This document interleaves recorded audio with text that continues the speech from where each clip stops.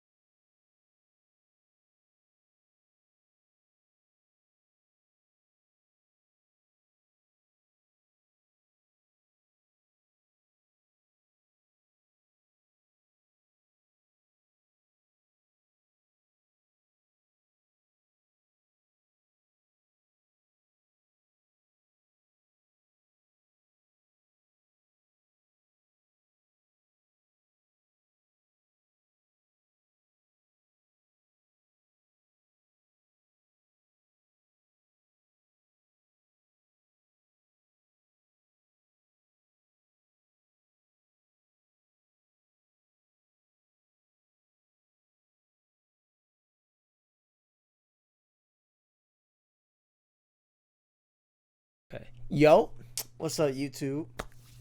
We back to finish. This is gonna be part 2 of the documentary because I end up somehow making it an hour long video. My apologies. Not really my apologies. Because I said what I said, and hey man, look, I got an hour out of it. Enjoy, because that's content, bro. That's content, but. Hey, I really made that whole hour. That's that's dope. Okay, so I want to see that one. But all right, so we're back here again. Back here again to watch the downfall of the DCEU by none other than our movie news. I've been enjoying what I've been seeing so far. There's a lot of stuff that like I already knew that he covered. It's cool to see him cover like the whole timeline of DCU, just see what went wrong with all of it.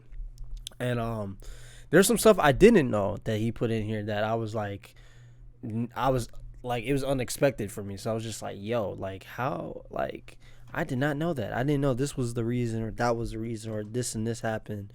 So yeah, so this video has been dope.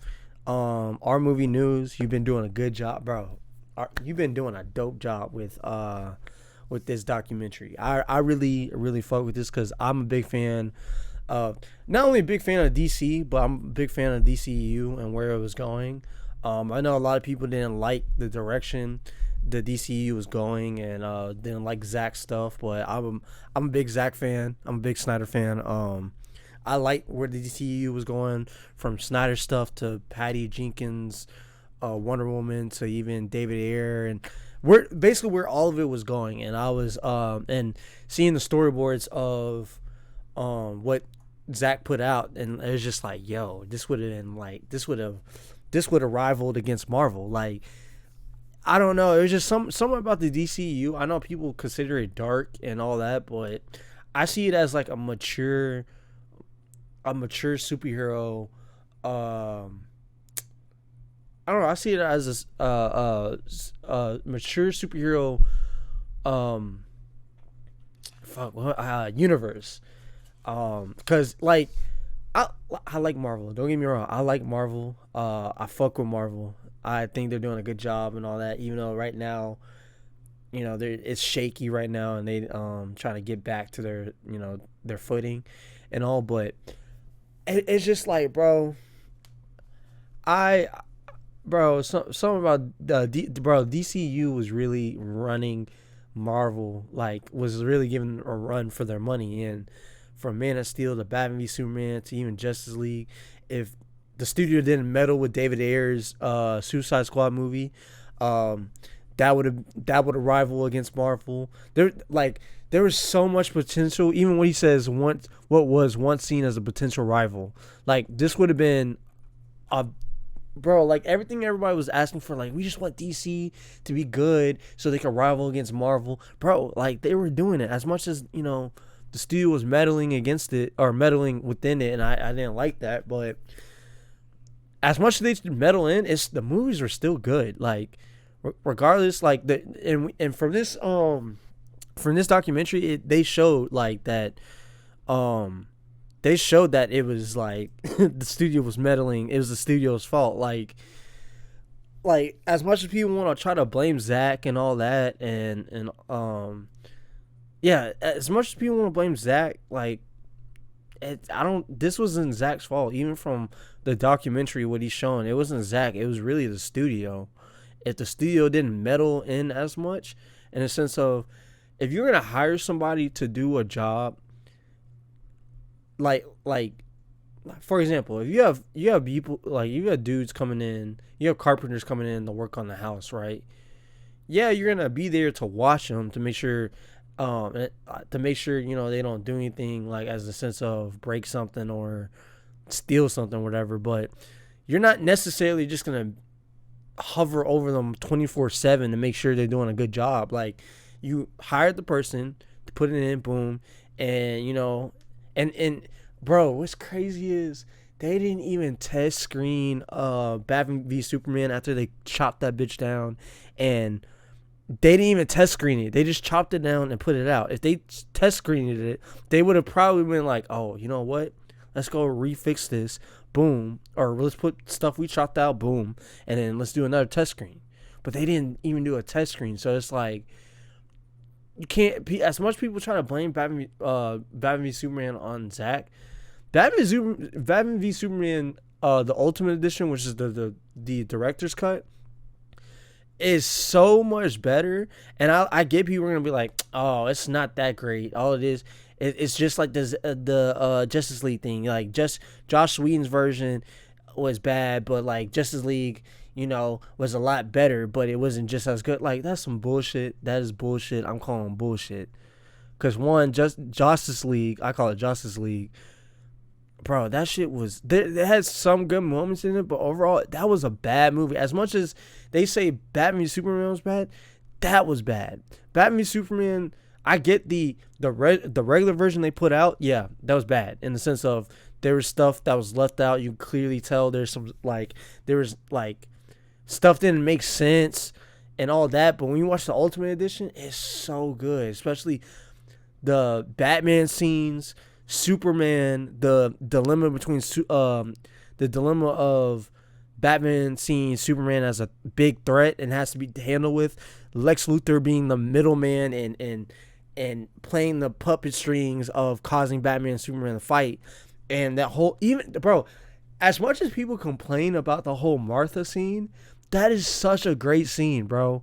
Like that's such a great scene, because like, if people need to go back and rewatch that scene, because it's so, and I'm talking about the Ultimate Edition, not the first version they put out, the director's cut of it. It is so good, because you see the flip of Batman.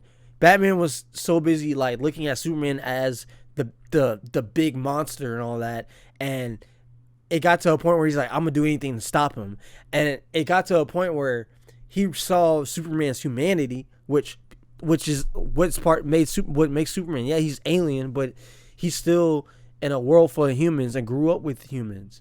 So that humanity in him, even though he's the alien god, as some people will see him in the DC universe, which people complain about Zack Snyder's like making them seem makes Superman seem like he's Jesus or God or all, but that's basically how not how bro is that not how people looked at him in the comics and all that? They're looking for someone to save them, a savior, and expecting him to be there.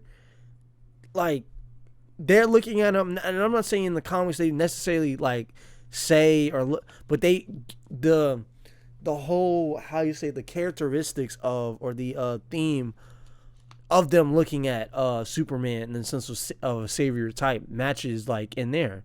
And I like the visual and the way Zach showed and portrayed these scenes with Superman, especially the ending where he dies or he sacrifices himself to kill Doomsday, and how they drop him down.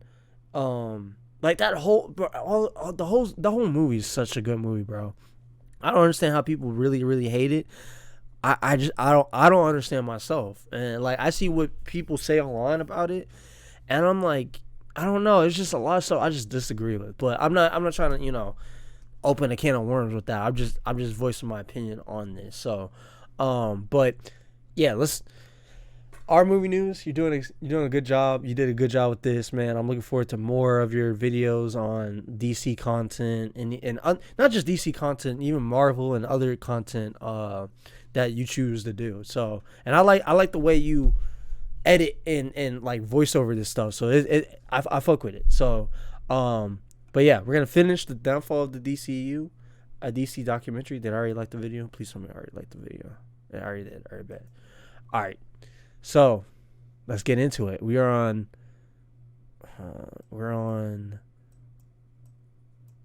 part 6 of the movement. Wait. We're on part 6, the Suicide Squad. Let's get it. 4 months after the Snyder Cut's release, James Gunn's The Suicide Squad released theatrically and on HBO Max simultaneously. The movie had a oh my god, hold on, my bad, y'all. It's this stupid mouse. Hold on, let me. Ugh.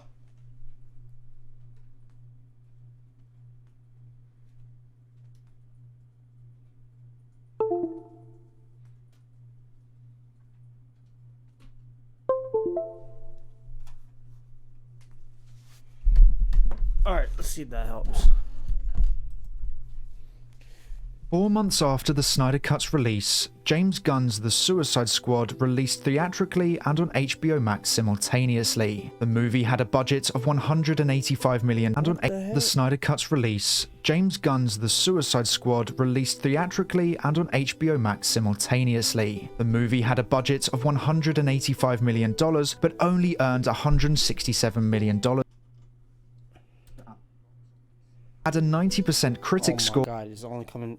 Yo, my headphones. And an 82% audience score. So now with 3 DCEU movies releasing on HBO Max, we have streaming numbers that we can compare to one another. Samba TV have provided their third-party numbers and have said that based on the 28 million US households who use Samba TV, and of those who opted into their viewership being tracked, and who are holy shit, I fixed it.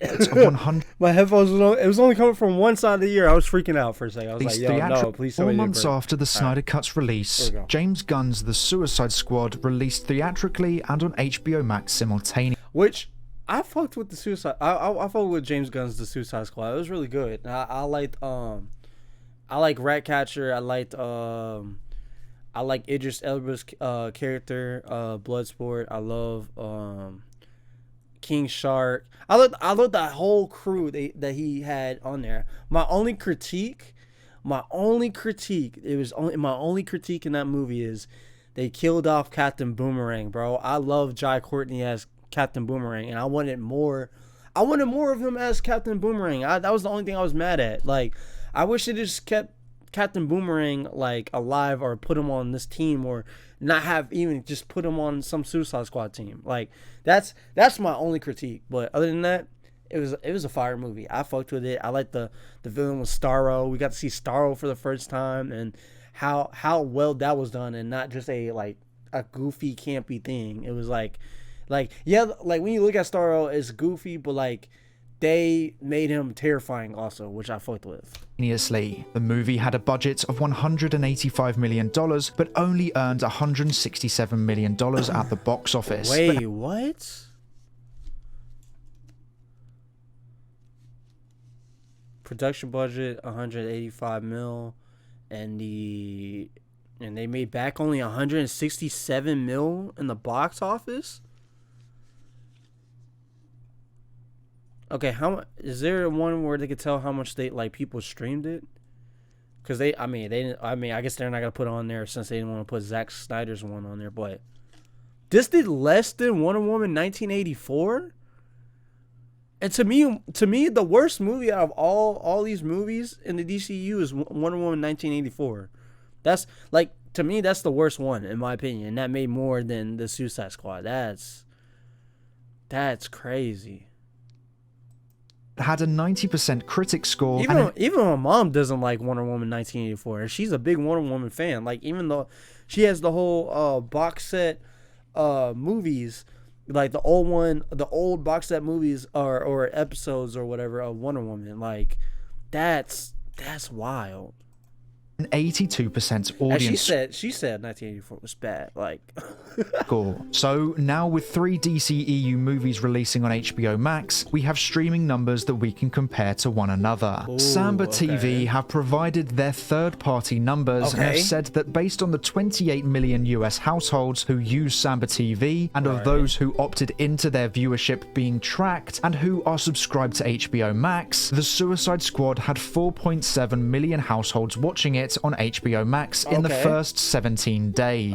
Wonder Woman 1984 had 3.9 million households, and the Snyder Cut had 3.2 million households. What? Now remember, this is HBO Max only, and HBO Max had a staggered worldwide availability. So for these 3 movies, many countries did not have access to HBO Max, and so had to watch these films through other streaming services. And if we look at this graph showing the subscribers for HBO Max, we can see that when Wonder Woman 1984 released in Q4 of 2020, the platform had 41.5 million subscribers. Then, in the first quarter of 2021, when the Snyder Cut released, their subscribers increased to 44.2 million subscribers, and that number then increased again to 47 million subscribers in Q2, but then dropped to 45.2 million subscribers. Damn, it dropped? What caused it to drop? Subscribers when the Suicide Squad. What's the 47? What caused them to get 47? Squad released in Q3. So as you can see, the Suicide Squad had a 3.7 million subscriber advantage on Wonder Woman 1984 and a 1 million subscriber advantage on the Snyder Cut. So that is important context to be aware of. Another piece of context to be aware of is the fact that Wonder Woman 1984 and the Suicide Squad were both available theatrically as well as on streaming, whereas the Snyder Cut was only available on streaming. I mean, it is a 4-hour movie. I don't know how many people, like, I know people who are the Snyder fans would sat through it, but I don't know how many like regular people would sat through the Snyder Cut in a movie theater. That's the thing. And I'm trying to be fair. I don't want to be I don't want to be biased as much as I like Snyder's stuff. I don't know how many like regular people would have sat through 4 hours of this, but then again, I would be surprised if there's a lot of like the regular folks, but people who like Zack stuff and even likes the Justice League, I wonder how many people would have, because I know Snyder fans would have, but I wonder how many like regular would have. So it made sense for it to be on like HBO Max, and it would give people to sit and watch it. I watched it all in one go, but like I could see people watching it and then taking a break and then watching the rest.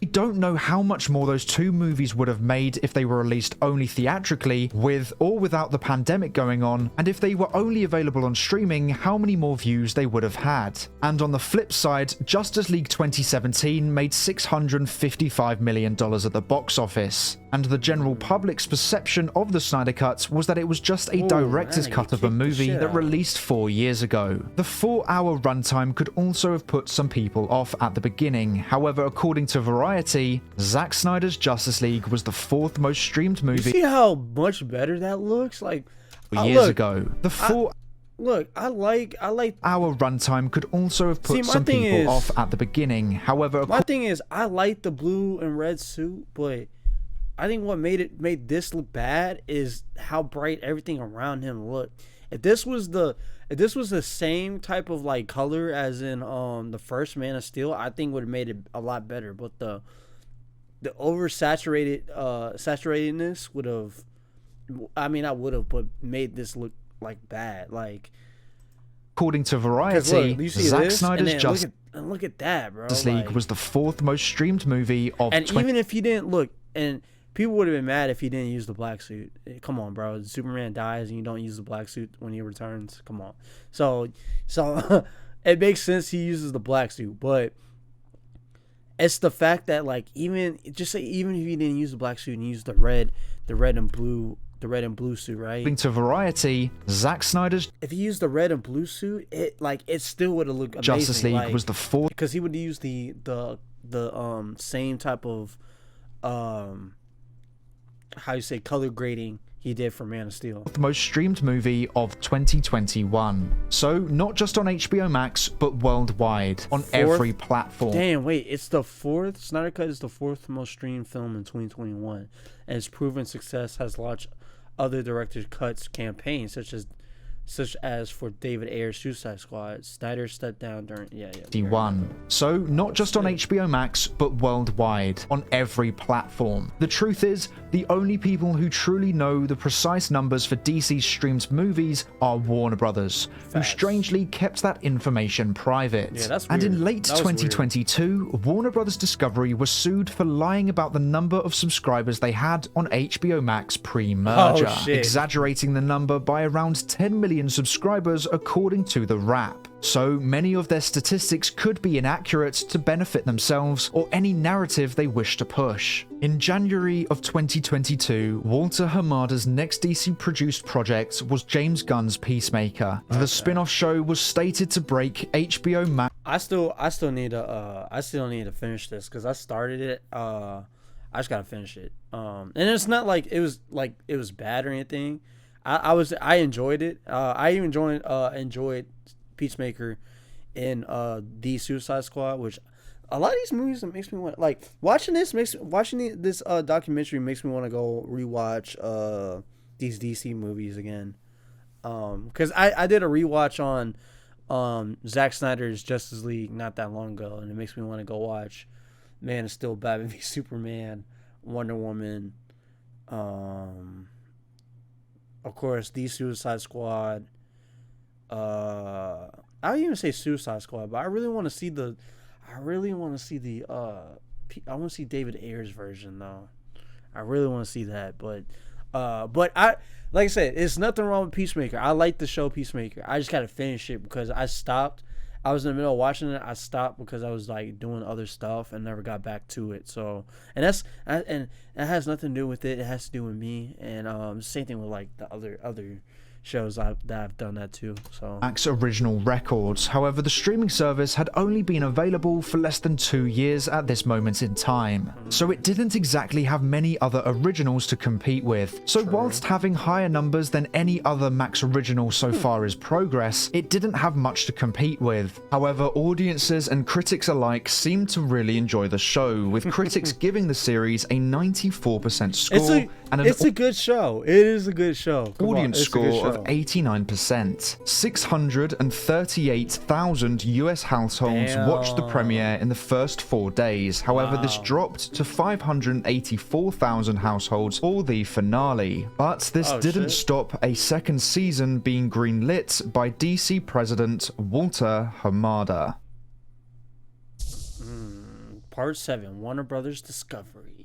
In April of 2022, the merger between Warner Brothers and Discovery finalized, creating the brand new company, Warner Brothers Discovery, now run by David Zaslav of Discovery, replacing Ann Sarnoff. Much was to change over the next 8 months within the business, with the old regime slowly being pushed out. First to go was of course Ann Sarnoff, but then it was Toby Emmerich's turn. However, Walter Hamada's contract was running out in October of 2022, so the newly formed company decided to keep him on until his contract ran out, as it is cheaper to let a contract run out than firing the employee. And whilst Hamada was still in power, he had multiple DCEU movies on the go. Now a cinematic universe usually is... Look, I know this movie, I know like this movie got bad reviews and all that, which I'm not saying Shazam 2 is a great film, but it's not a bad film to me. I actually enjoyed this. Like, my only issue was that like the kid didn't act like a kid. Like, it was like Shazam. It's like Shazam was more of the kid type, that's how his character's supposed to be, because it's played. He's a kid who transforms into a superhero who is an older version of him. But my issue is that the kid, first of all, he's older now, but like, even if we, you look past that, it's like they didn't write it for him to be an actual kid though. Like, like I guess y'all get what I'm saying. Like the little girl who transforms into Megan Good, she's more of a little girl. And even when she becomes Megan Good still plays that like the same character. It's like Billy, the dude who plays Billy, is like, and I'm not saying it's his fault, but like it's like they didn't direct him to be like a kid like he should have, and it would have matched both. But that like threw it all off. But overall, I enjoyed this movie. This was a cool, good movie, man. Supposed to build towards something larger, like Zack Snyder's plan or what Marvel did with Thanos. However, the DCEU since Hamada came in didn't seem to have that. Now, according to multiple trustworthy sources and scoopers, Hamada was using the Flash to erase the past of the DCEU. Which he didn't. Like you get to the end of, you watch the end of Flash. I like the Flash, right? There's, some CGI little problems here and there, but I enjoyed the story, and even how Ezra Miller played the character, both characters of Barry. My issue, bro, is you end the movie, right? First of all, you don't even bring Grant Gustin as a cameo when he was carrying the Flash name on his back, like heavy in the Arrowverse. And y'all didn't even bring him in or let him be a cameo. That's crazy. But on top of that, you end the movie by not even erasing the DCEU. You didn't even erase it. All you did was make it even more confusing, because it's like that was your chance to erase it, and you didn't. Like, it's like you, bro. It's like, bro, you ended it with a George Clooney as Batman. That's all you did. Like. That's not really erasing it. That was just really like, oh yeah, so he messed with something, and now George Clooney is Batman. Like, that's a soft reboot, if you will. His goal was to use the Flash movie to erase Henry Cavill's Superman, but he didn't. Ben Affleck's Batman, he didn't. And then we got Henry Cavill and Black Adam, and y'all didn't even. And y'all said we're gonna use him for future films, and y'all fucking fire him or get rid of, not fire him, but get rid of him. And man, that's some bullshit. Place them with Sasha Calle's Supergirl, Leslie Grace's Batgirl, and Michael Keaton's. And then y'all didn't even put this film out. Y'all made this film of Batgirl, and y'all didn't even put out. And I was looking forward to Batgirl. I was looking forward to this, and I like her as Supergirl. I hope. I don't know. I don't think James Gunn is going to use her as Supergirl again, but I liked her as Supergirl in this movie, and I would I would like to see more, even if it's like a Elseworld story. I would still like to see her as Supergirl. Now, according to The Hollywood Reporter, Hamada's larger plan was a Crisis on Infinite Earths adaptation. For those of you who don't know, Crisis on Infinite Earths... Hold on. You're going to do a Crisis on Infinite Earths adaptation, but without the how you gonna do a Crisis on Infinite Earths adaptation without the other actors who play these characters? I ain't gonna lie. That's not a good idea. Like, as much as I want a Crisis on Infinite Earths movie and all that, y'all fucked it up so bad where we couldn't even get to that point. How you want to get to a Crisis on Infinite Earths, but don't even want to get to the fighting Dark Side? Y'all want to get to that first? Y'all want to get the Crisis on Infinite Earths first before Dark Side? That's crazy. That's crazy as fuck. Earths is one of the most famous stories in DC Comics. A story where the multiverse is in danger and a character called the Monitor has to recruit DC's greatest heroes across multiple realities to save the multiverse. Meaning we could have seen multiple of the same characters played by other actors, which means we could have seen Henry Cavill's Superman fighting alongside Brandon Routh's Superman. And Cavill's Superman was supposed to appear further down the line. However, that is all we know about that apparent plan. Bro, look at that scene. Look at this scene, bro. Look at that. The line. However, that is... Oh, DC's too dark. Look at these scenes, bro. All we know. And then it's like, bro, first of all, like, I seen an argument, and I know our movie news, I don't know if he's gonna watch this, but I was looking on Twitter, I think it was yesterday or something. I was looking on Twitter of people, like, you know, talking about the DCEU and all that, and I found his Twitter. I was looking at his post. They're talking about the Superman wearing either trunks or no trunks. Look, man, I say no trunks, bro. Even Superman and Lois, I know they did it for a quick second, or like a flashback of Superman and trunks. That shit look goofy, bro. That shit look goofy as fuck. I like Superman without the shorts or the underpants, or whatever you want to call it. I like the no shorts, no underwear look. Cause to me that shit look goofy, bro. Like, yo, look at Marvel. Look at Marvel. They do the old school. They do like a little cameo or whatever of the old school suits that you see in the comics. We all looked at that. As much as we were excited and like, yay, oh my god, they did the look. That shit still looked goofy on them. And I know a bunch of people prefer the modern look of these suits compared to the goofy old suits you see in the comic books. For example, Captain America. I like Captain America's newer suits compared to and I know they used it for the stage play. And I like when they do that. I like when they do a cameo of the suit you see in the comic book for something obscure, and then they're like, psych, you thought we were gonna make them wear that? Nah, we got a modern suit. I like the modern suit, bro. That shit looks so good. And by the way, I still like Captain America 1 as much as people don't. I don't understand where all this hate for Captain America 1 comes from, but that's a different story. That's a different thing. But I fuck with Captain America 1. Like, that to me is it's still a good movie. Like, I don't know why people like hate on it or what they don't like about it, but that movie got heart in it. I don't know where everybody, mad at, but yeah. So they're like, basically, you know how people are on Twitter, going back and forth and all that. And somebody was just like arguing about like, oh my god, like, what was it? Like, no, like we want the trunks, da da da. And I remember our movie news was saying, no, it looks goofy because I like my heroes to have, what was it? He was basically saying I like my superheroes to have seriousness to them, like, not some goofy, like, not the goofy look to it. And people were arguing about like, well, superheroes are goofy. Like, come on, man. And it's like, bro, there's only a couple heroes that are goofy and act goofy, like Plastic Man.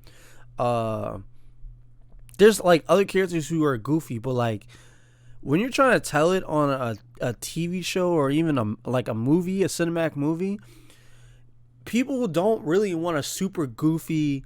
There's a difference between being a character being funny and goofy.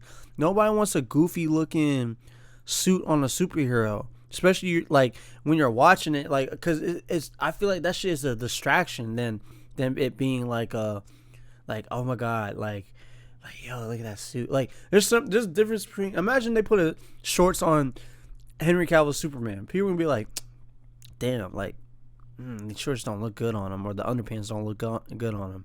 And then compare it to the one we have, and you look at that and you're like, yo, that's such a good suit. Oh my god, that's such a good suit. Those are two different little things. You have the shorts on it, you're gonna look at it, you're like, I don't, that's not it. That's like it's gonna be distracting, bro.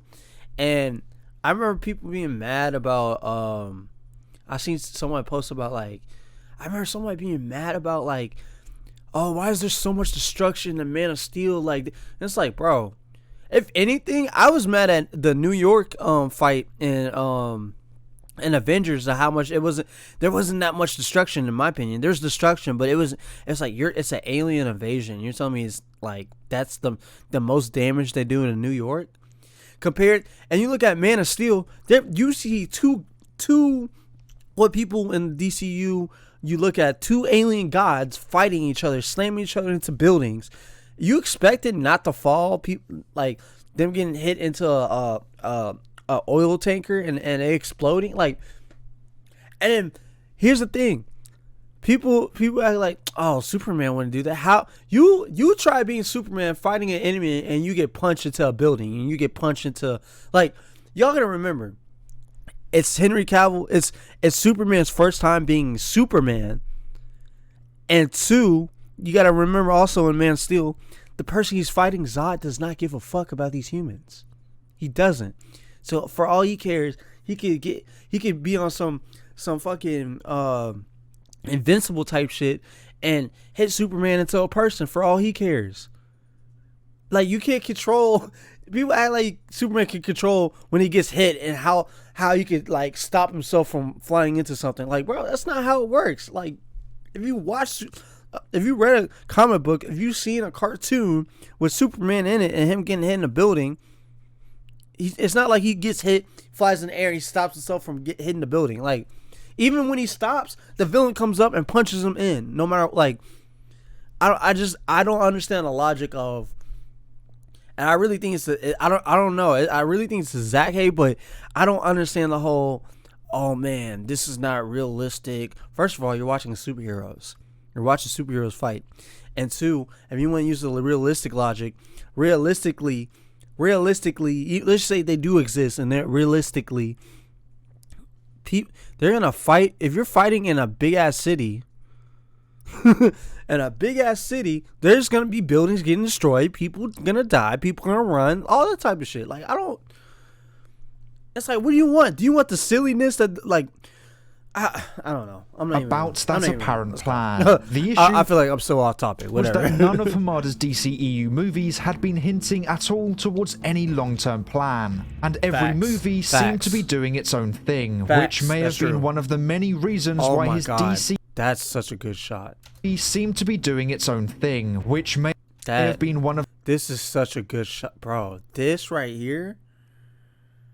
This is such a good shot, bro. The suit, the yellow and black, the gold and black mixed together, him on the throne. It's just, bro, that's of the many reasons why his DCEU movies flopped. So on the slate for. I feel bad for the people who don't like the DCEU stuff, and I'm not saying they don't like all of it, but like, for me, even the ones that didn't do good, and I'm not counting Wonder Woman 1984. That's the only one I don't like, but all the other ones are good, and I could like sit there and rewatch it. I just feel bad for everyone else who like watches this and they like the DC and they're like, you know, oh, this is not it, da da da. So in my head, I'm curious, because in my head I'm telling myself like, what does the DC look like for them then? If they don't fuck with the DCU, what does it look like for them? Because I'm curious. I'm very curious on what that shit looks like for them, because the DCEU, other than the Wonder Woman 1984, has been phenomenally good, bro. And I'm only saying, I'm saying phenomenally good because if you took out the studio's meddling and cutting shit out and letting it be as it is and whatnot, and I'm not saying they can't come in and say like, oh, can you like take this out and change this a little bit and all that. I'm not saying that. I'm just saying if they just didn't meddle how they did, like cut out a bunch of stuff and then see how bad it did, and then they put out the director's cut and that does good, like if they didn't do that shit, this shit would be running phenomenally. Like, 2022 and 2023 for Walter Hamada were Black Adam, Batgirl, Shazam! Fury of the Gods, The Flash, Aquaman and the Lost Kingdom, and Blue Beetle. So Hamada had 6 productions being filmed and the Lost Kingdom, which we got all of these except Batgirl. I like this, but box office says this didn't do good. I like this movie. Box office said this didn't do good. I like this movie. Box office said it did good. It did good. This one, the box office are saying it didn't do good. I enjoyed Aquaman. Aquaman 2. I thought it was it's not a great film, but I thought it was good. I thought it was like in the middle of good and okay. And then I enjoyed Blue Beetle. Oh my god, Blue Beetle was so good. And I think this did good in the box office if I remember. And Blue Beetle. So Hamada had 6 productions being filmed, all planned to be released in 2022 and 2023. And he had also secretly hired James Gunn to write a rebooted Superman story that was disconnected from the DCEU, which was due to the lack of Superman story. And he had also planned to be released in 2022 and 2023. And he had also secretly hired James Gunn to write a rebooted Superman story. So this is Walter Amato's fault. Instead of going with Man of Steel 2, he decides, yeah, let's hire James Gunn, which I'm not complaining about. Once again, I want to make this clear. I'm not complaining about James Gunn doing a Superman movie. My complaint is, y'all, instead of doing Man of Steel 2 that everyone said we love Henry Cavill as Superman, and we want him to have more of a chance to play him, and he wants to play this character. Instead of going with that, hey, let's do a movie that's not a Superman movie that's not connected to this, and we're gonna secretly hire James Gunn to do it. And I feel bad for James Gunn because it's pressure on him, because if this doesn't do good, then everybody's gonna look like and be like, yo, you could have just done Man of Steel 2. What the fuck is this? Now, if it does good, people will be like, yo, this was fire. But they're still going to say, also at the end of it, like, yo, this was fire. This was dope, but we still want Henry Cavill to play Superman. That's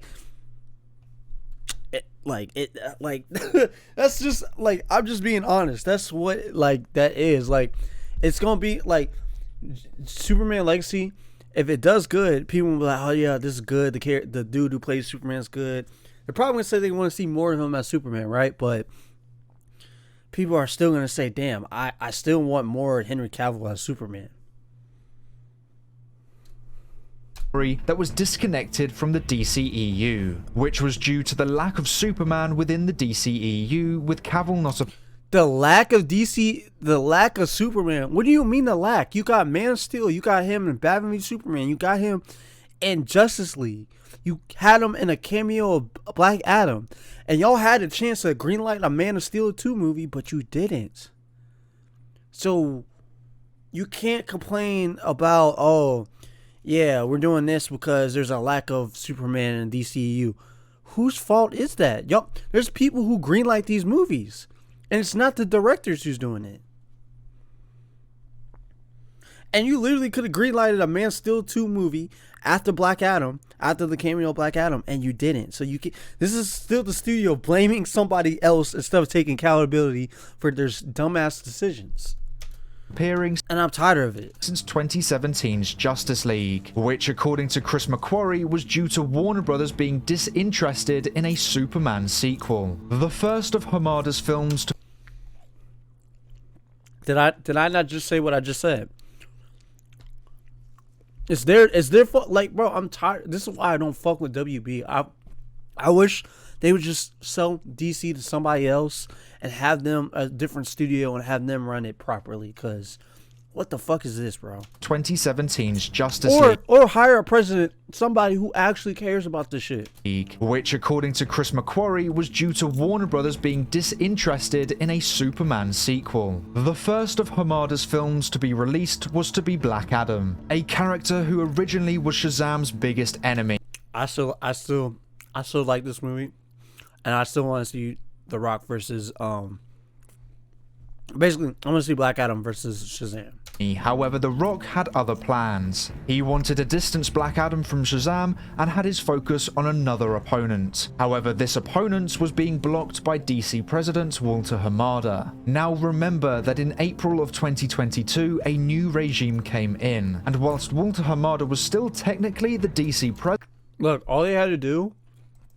I'm not mad at the Black Adam movie. All they had to do was, what was it, Superman... Was it Superman slash... Oh my god, I've seen this... What the fuck? Am I blind?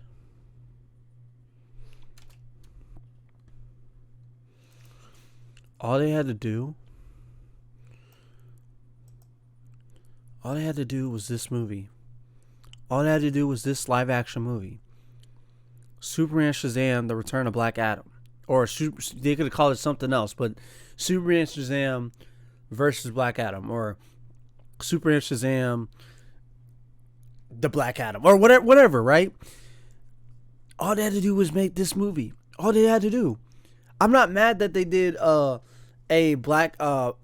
Really, Shazam 2 should have been this. To be honest, they should have done Black Adam, right, and then done Shazam 2, and you had Henry Cavill. Look at this, bro. We could have had this. We could have had this. These two versus Black Adam. Like, that's all they had to do. And he had new bosses above him, Amala Abdi and Mike DeLuca, who were heavily invested in the DCEU, and it didn't take them long to make changes to the DC Extended Universe. At San Diego Comic-Con in July of 2022, The Rock appeared in front of the Comic-Con crowd, promoting Black Adam. He was asked by a fan who would win between Superman and Black Adam, and The Rock's answer clearly created a reaction from fans. I will say, as you guys know, because we're all in deep with this mythology, and it's been the age-old question of who would win in a fight between Black Adam and Superman. Pound for pound, they're pretty close. Hey yo. I guess it probably all depends on who's playing Superman. I will just say that. The crowd understood who The Rock was referring to, and that was the first hint at Cavill's possible return to the DCEU. Now remember, at this point in time, Cavill was currently not in the movie at all. But one thing was clear, fans wanted Henry Cavill back as Superman, and The Rock knew it. Dwayne Johnson had stated that he had asked multiple times during the production of Black Adam to bring Cavill back as Superman, but Hamada had said no every time. However, with a new regime in charge, Johnson had other people to persuade. So this time, he wouldn't go to Hamada, who would instantly reject this request again. Instead, he went over Hamada's head to his bosses, Abdi and DeLuca, who obliged to The Rock's request as they were big fans of Cavill, and with their power now being stronger than Hamada's, they did more than bring back Henry Cavill. So whilst the next 5 DCEU movies were Walter Hamada products, they were being changed by the new regime, who were determined to reignite the DC Extended Universe. Now, whilst this was great news for the DCEU, David Zaslav decided in August of 2022 to shelve the $100 million Batgirl movie, claiming it did not meet their quality standards. And this outraged quite a lot of DC fans, but not all was bad news. In September of 2022, a month before Black Adam was released worldwide, Henry Cavill shot the infamous cameo scene for Black Black Adam, Oh my costing God, Warner bro. Brothers $250,000, with another $250,000 being paid for filming a cameo for the Flash movie too. Reports leaked out that Cavill was in Black Adam, with scoopers revealing the suit Cavill was wearing for the cameo and what theme was being played. And unfortunately for Henry Cavill, some fans criticized the cameo due to the color of the suit and the theme being played. What? Henry Cavill had decided to wear the Man of Steel suit due to how much that suit means to him. However, some fans were Wait, people complained about this?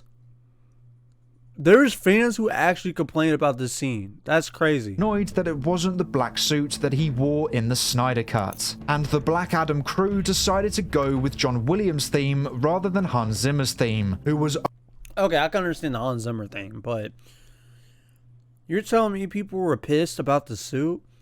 I get it, but y'all were complaining about that he still wore the black suit at the end of Zack Snyder's Justice League. Oh my God. I see why people be annoyed by fans, bro. Like, you're mad that they chose the red and blue suit and not the black suit, but people were mad that he didn't have the black suit when he opened his chest at the end of Justice League. The fuck? only attached to Cavill's Superman. Some fans complained about these two choices, as in the Snyder Cut, Superman wore the black suit and had Hans Zimmer's theme. So to them, these two decisions implied that this Superman was a continuation of Justice League 2017's Superman. And so they turned on Cavill's return and the Black Adam team. Somehow, what was designed as a positive was turned into a negative by some fans. Oh my God. A week later, Black Adam released in theaters, and its box office ended at a disappointing Hey, it made its money back, but at least it did better than Wonder Woman and the Suicide Squad. So, and its rating is better than the Suicide Squad. $193 million worldwide. However, that was without a Chinese release, which Do could you see the critics score in all this, bro? You see all the critics score, bro? This is hilarious. Compared to this,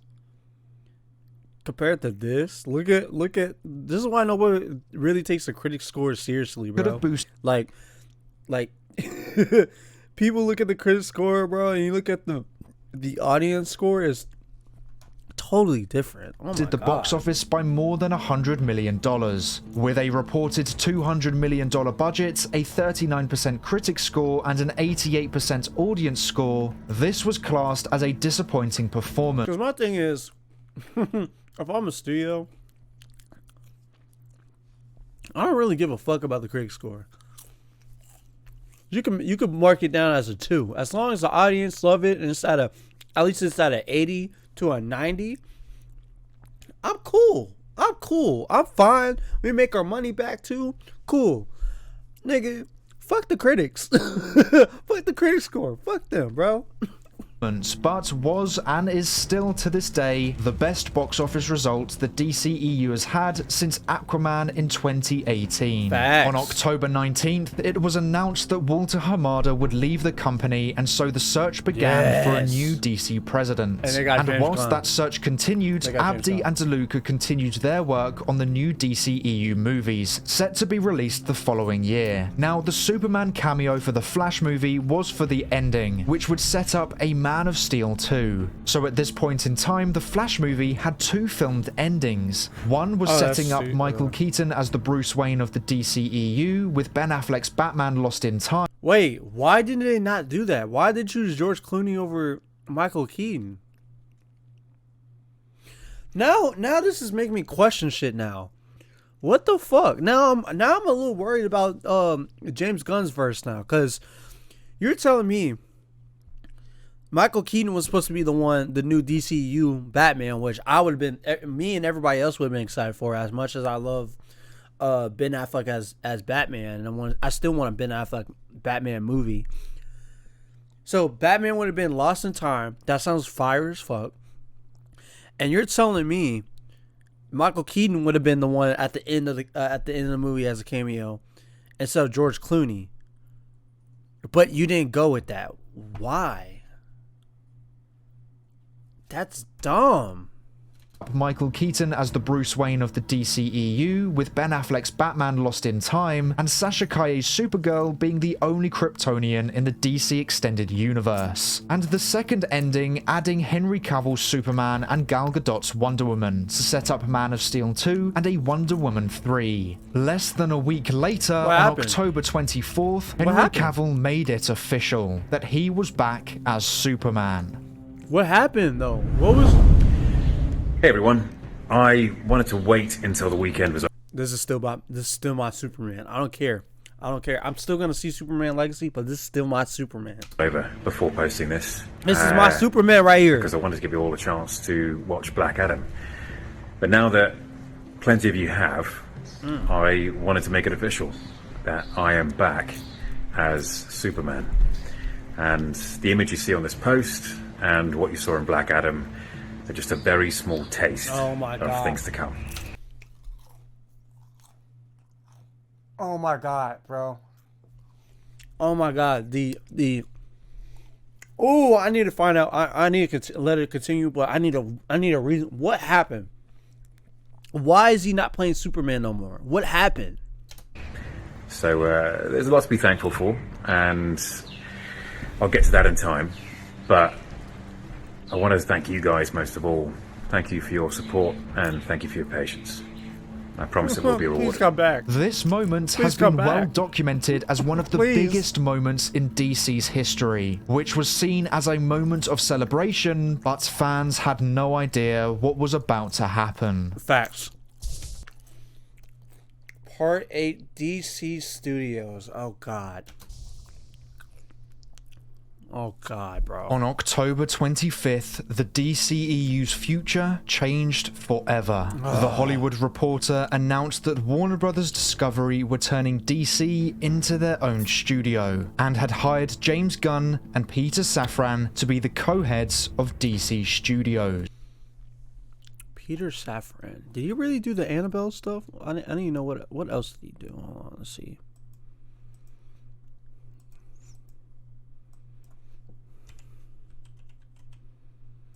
Oh, he's a British film producer. Oh, he did the Conjuring stuff. So he did 1, 2, and 3? And the Annabelle. Oh my god. And the Nun.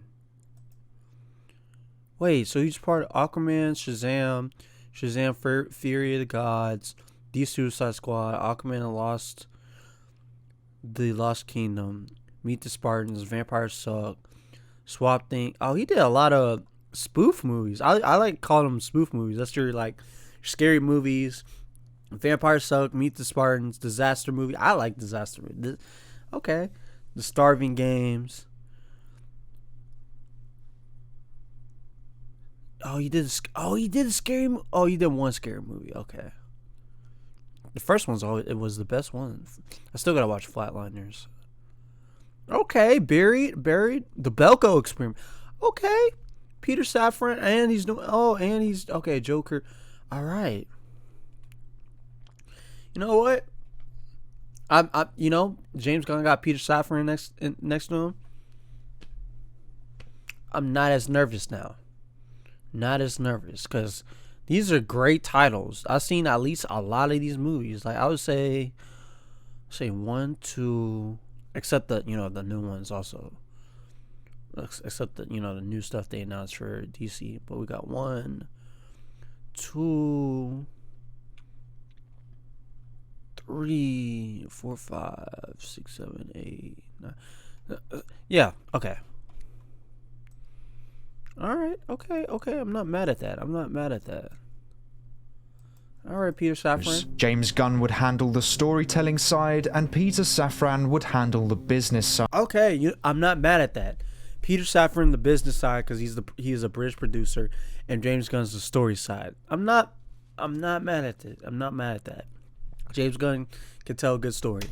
This sparked confusion amongst fans as no one had ever predicted those two to take over DC. Facts. But the confusion That's didn't true. end there. There were murmurs from that moment onwards that the co-heads were not fans of the DC extended universe, with rumors spreading that a soft reboot or full reboot were on the horizon. Many of these rumors Well, we all knew it was gonna be a soft reboot or a hard reboot was coming. We all knew that, but we just wasn't expecting it after Henry Cavill announced that he was gonna be, continuing to play Superman. So that's what caused confusion. Because if that didn't happen, the whole him making a cameo in Black Adam and announcing him continuing as Superman, I feel like that would have not caused confusion, because everybody was kind of figuring it out that like, oh yeah, DCEU, they're gonna get rid of DCEU or it's gonna start dying. But yeah, after the Henry Cavill thing, yeah, that's what was confusing. It was like, what the fuck, like. were tossed aside by fans after hearing the extensive work Abdi and DeLuca were doing to set the DCEU back on track. True. But 2 months later, on December 15th, Henry Cavill announced that he was told by Warner Brothers in October. Let's read this. I have just had a meeting with James Gunn and Peter Safran, and it's sad news, everyone. I will, after all, not be returning as Superman. After being told by the studio to announce my return back in October prior to their hire, this news isn't the easiest, but that's life. The changing of the guard is something that happens. I respect that. James and Peter have a universe to build. I wish them and all involved with the new universe the best of luck, and the happiest of fortunes. For those who have been by my side through the years, we can mourn for a bit, but then we must remember Superman is still around. Everything he stands for still exists, and the examples he sets for us are still there. My turn to wear the cape has passed, but what Superman stands for never will. It's been a fun ride with you all. Onwards and upwards. Oh my god. That's my Superman. That's my Superman, bro. Even in his little statements sound like a Superman little. Oh my god. To announce his return to the role of Superman. However, after long conversations with the DC co-heads, he would no longer be playing Superman. Fuck. The internet exploded. DC fans outraged playing Superman. The internet exploded. I ain't gonna lie. This is the reaction. Like, what the fuck? DC fans outraged and betrayed after being told he was back, after being told there was more to come, and after reports of a Man of Steel 2 happening. Henry Cavill was no longer playing Superman. But it was official, and there was no going back. Because of this, Cavill's cameo scene for The Flash was removed, as well as Gal Gadot's, as they would set up a future that DC Studios could not promise. And on January 31st, James Gunn announced the reboot of the DC Universe. No longer called the DCEU, but now the DCU, and Chapter 1 was titled Gods and Monsters. Among the slates were a Superman movie and a Batman movie, and Gunn confirmed that no DCEU films are to be connected to the DCU, confirming that this new universe was in fact a reboot with only a few actors sticking around. However, with this announcement releasing on January 31st of 2023, DC still had 4 DCEU. But who's the actors who's still sticking around? Who's that? Is that like Wonder Woman? Is that still Gal Gadot, or Gal Gadot? Is that the same person, or is that like who's the same actors still sticking around? That's what I want to know. EU movies to be released later on in the year. Shazam! Fury of the Gods. Because Ben Affleck is not playing Batman no more. They got rid of Superman. Of course, Ezra Miller's not playing the Flash no more. I don't think they're bringing Ray Fisher back as Cyborg. Jason Momoa is gonna play Lobo. Am I missing anybody? So like, who all is still sticking around? I guess it's gonna have to be. But But I don't know if I'll count Zolo from Blue Beetle because that's under, James said that's under his thing. So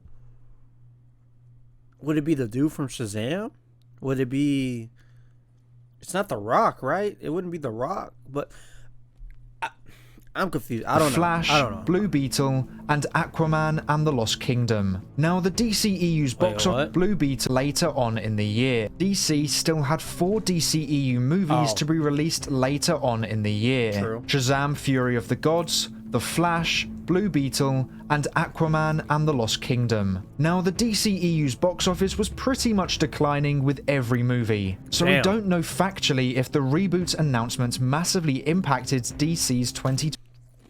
We don't know, but I'm gonna say yes, cause at that point, I have to say, I'm gonna say yes because I'm gonna say it is because of the announcement. They should have waited till after. They should have really waited till after Aquaman, but I say yes because at that point, especially after the Henry Cavill announcement of him not playing Superman no more, I think that really hit a lot of DC fans because it's just like, at this point, I don't care no more. Like, at this point, let's just get on to Superman Legacy and this other stuff since we're not like, this isn't going to be part of it. So there's, because James Gunn said it's not going to be part of the DCU. So why should I care about these movies coming out? So, yeah. I would say it played a part in it. I'd say yeah, and I'll say like the quality of the movie also. So 2023 movies, but by the looks of social media, it did have some influence. Even some DC fans were not interested in 2023's DCEU movies. True. I went to go see Aquaman. I saw Aquaman 2 in theaters. I saw it in a 4DX movie, which, hey, I'm telling y'all, 4DX movies is the move. If you want to watch some, movies you like, and you want to ride out of it, go watch 4DX. Watch it in 4DX. I'm telling you. But I saw it in the 4DX movies, and usually 4DX movies is packed. I saw Aquaman 2. It wasn't packed. I saw Blue Beetle. That was packed because there's other ethnicities watching it. So that one did good. So it was Aquaman 2. The Flash had some people. It was a good amount of people in my theater who watched it. And then Shazam 2, I saw Shazam 2 on online on streaming service. So yeah. So I don't know about that one, but I know those 3 movies I named. That's how it was. That's how it went for me. And due to the outrage from many fans after this, so basically, I can agree that the movies were declining in audience and all that because people didn't really care because it's not connected and it's not going to be part of James Gunn's universe. So why should we care? Like that's the vibe I got from everybody else, and I understood that. I still was gonna see it because I liked the first Aquaman, I liked the first Shazam. I still like I like the character Blue Beetle, so I want to see how they were gonna do Blue Beetle, and what was it? Shazam, Blue Beetle, Aquaman. Oh, and the Flash. It was the first Flash movie ever. I'm not gonna say it's gonna be the last Flash movie we're ever gonna get, but of course not from that actor. But like in general, that's not gonna be. I don't think that's gonna be the last Flash movie we're ever gonna get. But I had to see it for the one time. So, yeah. So yeah. DCEU movies. And due to the outrage from many fans after this announced reboot, Snyderverse fans began a new idea. Assuming that Warner Bros. Discovery had no interest in restoring the Snyderverse, they turned their message towards Netflix. Now this shit was funny. Like, as somebody who's a Snyder fan and fan of the Snyderverse, bro, this shit was hilarious when I first heard about this. Because I was just like, guys, that's not how this shit works, guys. Like, look, as much as I want the Snyderverse to continue, even if they don't go far ahead in the Snyderverse and they just stop at like whatever the third Justice League movie or whatever. If it was just the two Justice League 2 and 3, Man of Steel 2 and Batman Batfleck movie, and I'll even say even a Wonder Woman 3, if they don't even do that one and they should do the 4 I just named, bro. Even if they continue, they stop at that and end it there, bro. Netflix doesn't have the ability to do that. I know the DC movies went over to Netflix, and that's from, I guess, like renting or I like how Netflix always does it, where they get a movie from a different company or studio and they basically rent it to have it on their streaming site. That's what they did. But like, bro, it's too much complications for them to even make a deal to do that, and they already have Zack Snyder's Justice League on. They call it Max now, which is weird, but they have Zack Snyder's Justice League on Max, and it's an original movie on there, so they would want those original movies on Max. They wouldn't want it on Netflix, even though Netflix had Marvel shows on their thing. It's still like, it's too complicated. I'm not saying it's not a possibility, but it's a, how you say, I'm not gonna say it's not a possibility, but it's too much stuff around it to even make it work.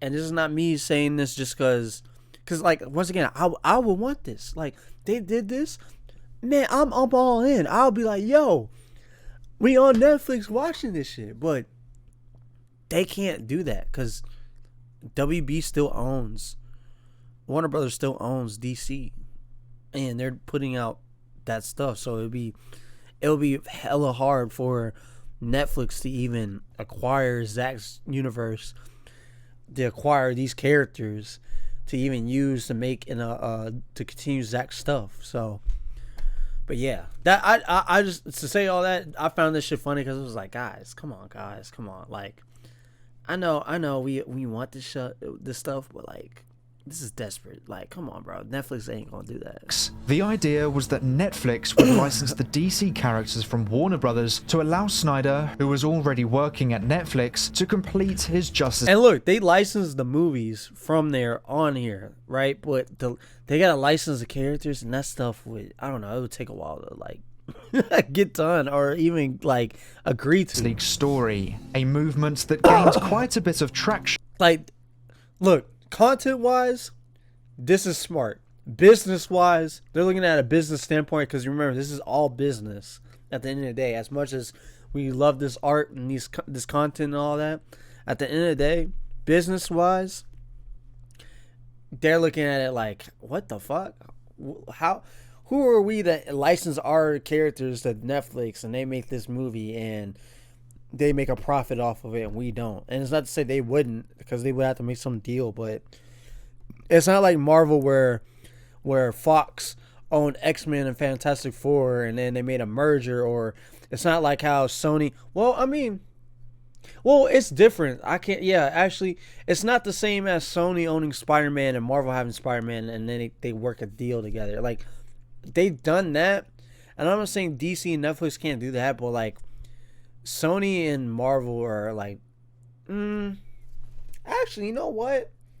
But then again, it's one character they're licensing and the villains within that Spider-Man world. So I'm just gonna say I'll just say this.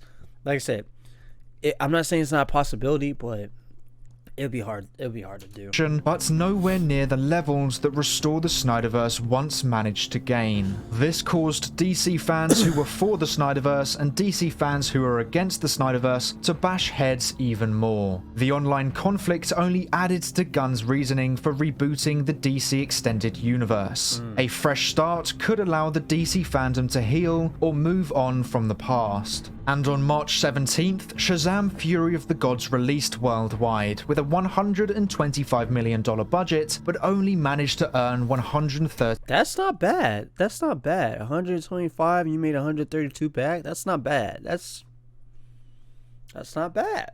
$2 million from the box. I mean, they could have done greater. Like, it could have been on some Batman v Superman or Man of Steel type of numbers, but that's not bad, bro. Office and a 49% critic score, but had an 86% audience score. Not soon after, articles released that The Rock had no interest in sharing the screen with Shazam, and in fact allegedly hindered the movie's story by refusing to allow the Justice Society to appear in Shazam 2. Shazam star Zachary Levi shared this article saying, "The truth shall set you free." So there was friction within the DCEU between two actors, which didn't help the DCEU's arguments to stick around. Then came along Rock. All you had to do was, bro, come on, bro. Like, I get you want to play. I know you want to play Black Adam, and it's like you're advocating this for years, but come on, bro. Like, you didn't help that. The Flash on June 16th, a movie that had a controversial story as was initially seen as erasing the Snyderverse when Walter Hamada was in charge, but then seen as exciting potential when Abdi and DeLuca added Cavill back into the movie, but then finally was seen as pointless by many when Gunn announced the reboot. Away from the movie, however, Ezra Miller was facing a string of allegations and was arrested a number of times. And in January of 2023, Miller pleaded guilty to unlawful trespass and as a part of a deal would have to seek mental health treatment. So the reputation of the Flash movie was not very strong. With a $200 million reported budget, the movie managed to only make $266 million at the box office. So they made back 66 mil. They only made 66 mil back. A 63% critic score, but had an 83% audience score. Another flop. Or, I mean, they made 200 mil back and had 66 mil left over. DCEU. Then on June, audience. Aquaman was really 1.1 billion? That's nuts. Damn. So Aquaman is really their highest earning DC movie. Audience score. Another flop for the DCEU. Then on June 27th, James Gunn officially announced that David Corenswet would be playing Superman in his reboot. I've seen pictures of him like yoked up with like a beard. He looks like Henry Cavill. He has with the beard, he looks like Henry Cavill when he had the beard. And I just gotta see him in the suit, but overall the pictures I've seen of him lately, he looks like Superman. He looks like he could be Superman. Now this part right here, he has a wide ass jawline right here. I don't know how, like, I don't know, but he has a wide ass jawline compared to Superman movie titled Superman Legacy, emphasizing that the DCEU was really coming to an end. On August 18th, Blue Beetle released, only managing to earn $128 million with Blue Beetle only made 128? Damn, bro. I would at least thought it would make 200 mil or something like that.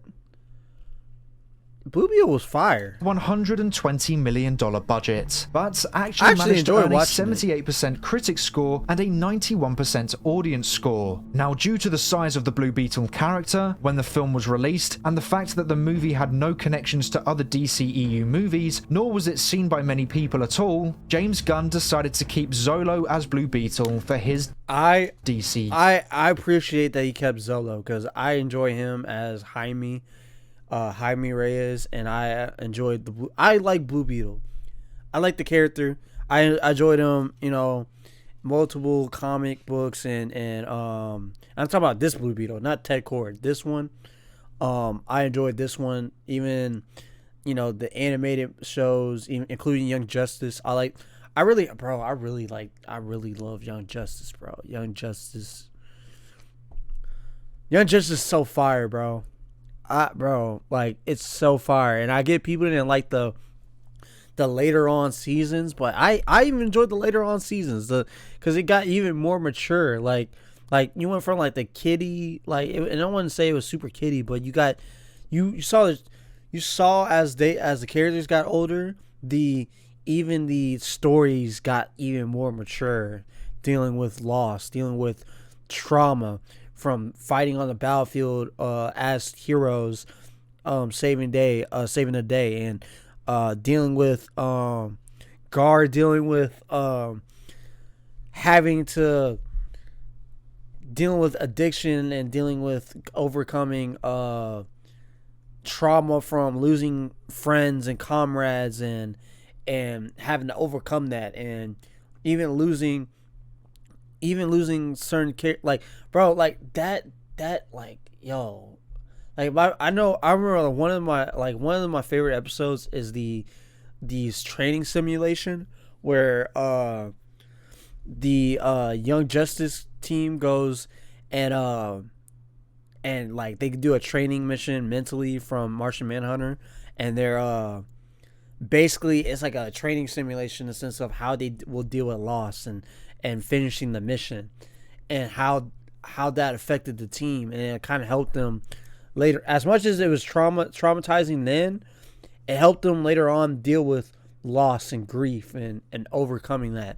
And that was like one of my favorite episodes, because it's like, damn, like I thought it was so real, and they thought it was so real, to the point where like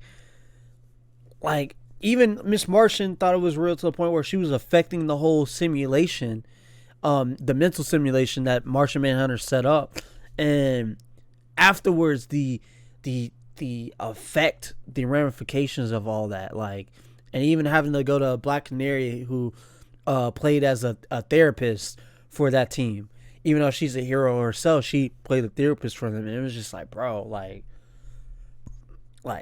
it showed a side of superheroes, even young superheroes, that you don't even see with the Justice League, like them dealing with all this and having to talk about it, and seeing the ramifications of each mission. And it isn't just some mission where it's like, oh yeah, we're gonna fight the bad guys, like there's ramifications. Even after each villain, like after fighting them and defeating them, seeing them later on team up with other villains after they got defeated, and there's a bigger agenda going on. Like, bro, that show was cleverly like written and planned out, bro. That movie was, or not movie, that show is fire. Which leads us to the end of 2023 and the end of the DCEU. Aquaman, And also I like Blue Beetle's storyline in Young Justice too. as Blue Beetle for his DCU, which leads us to the end of 2023 and the end of the DCEU. The end of the Aquaman and the DCEU. Lost Kingdom is unfortunately looking like it will be another poor box office performance and will be the Yeah, I've seen the reports of it and all that, but I still enjoyed final it. time I we still see enjoyed a it. DCEU movie released. Over the 10-year lifetime, the DCEU managed to earn around $7 billion from 15 movies. For reference, in the same time frame, the MCU earned around $25 billion. The DC Extended Universe ultimately failed due to the studio behind it. Reactive and controlling executives who were too focused on telling creatives what to do. Hold on, and converse. I'm gonna let him say it again so y'all can hear it in the back. Ultimately failed due to the studio behind it. Reactive and controlling executives who were too focused on telling creatives what to do and were obsessing over the critics' reviews were the ones making the calls throughout the entire lifetime of the DCEU. And the fans, the directors, and the box office all were punished because of it. The DCEU has given Warner Brothers Discovery and DC Studios many lessons, and with the DCU properly beginning in 2025, we will see if they have truly learned from their mistakes. But that concludes this documentary, The Downfall of the DCEU. Damn, man. Damn, bro.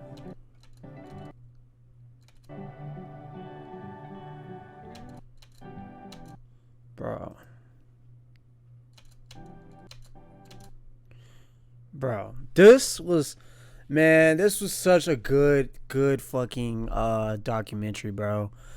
Oh man, He said that the way he ended it, like, that's perfect. He said what exactly I said. The reason of the downfall of the DCEU was literally because of the studio and studio being super reactive, being controlling, and looking at the critics review instead of looking at the fans, the audience review, which caused them to be reactive and controlling. And if they didn't do that and looked at the fans, like, that's why I say fuck the critics, because, like, bro, you're looking at the critics review and they're giving you a negative, like, they do this with other movies too. And I'm not saying they do it with all movies, though. They pick and choose which ones they really like the most. But movies like this and other stuff like that, like, bro, they're gonna nitpick at it. And I don't even know if these critics really fuck with DC like that. But they're gonna critic hell hard. They're gonna be hell critical. Even people barely even trust Rotten Tomatoes, bro. The only thing people trust is looking at the fans, the audience review, and then they're still gonna go see it to form their own opinion about it. So it's just like, why are you looking at the critics review? Like, I'm not saying not to look at it. Look at it to get an idea of it, but don't take it seriously. The only thing you should really take seriously is the audience review, because when you look at that, that's who you're making the movie for. You're making the movie for the audience, not the critics. And that's where the studios fell. You were too busy looking at the critics, and you're making these movies to satisfy the critics, but you're not satisfying the audience. Or let me take that back. You're making these movies to satisfy the critics, but you're not looking at the fans who are satisfied by it and want more of it. But instead, you're looking at the critics and you're like, oh my God, look what Jimmy from the journal company said. Like, nigga, fuck Jimmy and all that. Look what the audience is saying. The audience are liking this. Plain and simple. We're asking for a Man of Steel 2 because we like Henry Cavill. What you do? Get rid of him. We said we like the Snyderverse as much. There's others who don't say. I get that's tricky. You could have continued it. We were asking for a Batfleck movie. You didn't do it. We're asking for these certain movies, and you didn't do it. We wanted the Batgirl film. You shelved it. You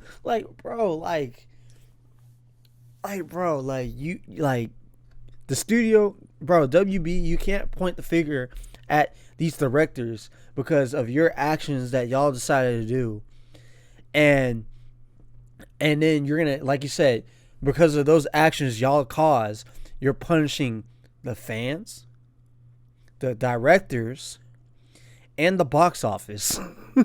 like you're the reason. Like, this is literally a toxic relationship with DC and WB, bro. This is literally an example of gaslighting. These are examples of not taking accountability. This is examples of, like, this is literally, if you look at this at a psychology standpoint and you look at it as a relationship, like, if WB was a chick and DC was a dude, or even if WB was a dude and DC was a chick, either way, however you want to flip it, you look at it as a relationship, WB was hella toxic.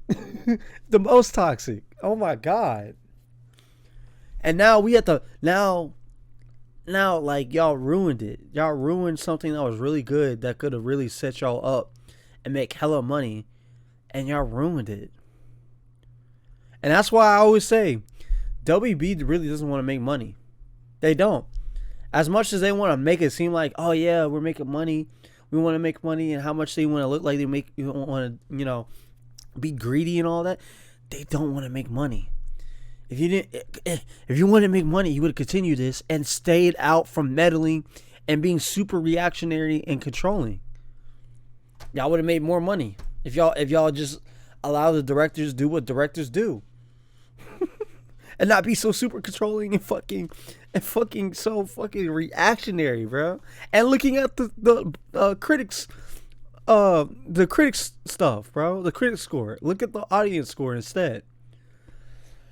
So Yeah, so I just really hope WB learns from this whole experience. I hope James Gunn and Peter Safran's DC universe is good. I hope studio doesn't meddle in has as much as they did with the DCEU. Um, I hope it does super well. I hope James and Peter Safran's DCU. I hope that both sides of the fan base likes it. I hope this universe is good enough where both sides, the ones who like Zach's universe and the ones who didn't, can come together and like this one. Like the dude said, hope this heals and allows both sides to like it. And I hope one day they're able to do Zach's universe. And I don't know if they'll ever will, but I just hope they, one day they, be like, you know what? Now we're at the level of we can do Zach's universe as a different universe, and we can have both sides doing whatever. And then at some point, then you can do your Crisis on Infinite Earths. But I don't know. I don't know how far they were able to do that. I don't know if they're going to be able to do that by the time whatever point they get to in this universe. But yeah, man, I wish Zach the best luck. With Netflix is treating him right. I'm happy about it. I get more Zach content. People who don't like Zach don't gotta watch his stuff. They could continue watching other stuff. I'm gonna watch Zach's stuff. I'm gonna enjoy it. Zach's being treated well. I'm happy about that. I'm happy Netflix is doing that, and I'm looking forward to James Gunn and Peter Safran's DC universe, because I'm curious on what they got to bring and what is it gonna look like. And I know that James Gunn can tell a good story from the Guardian stuff, and from the Suicide Squad. I still gotta finish Peacemaker, but from the couple episodes I've seen, I enjoyed it. And then Peter Safran, his roster of movies he produced, from the Conjuring films to the Annabelle stuff to the some of these DC movies.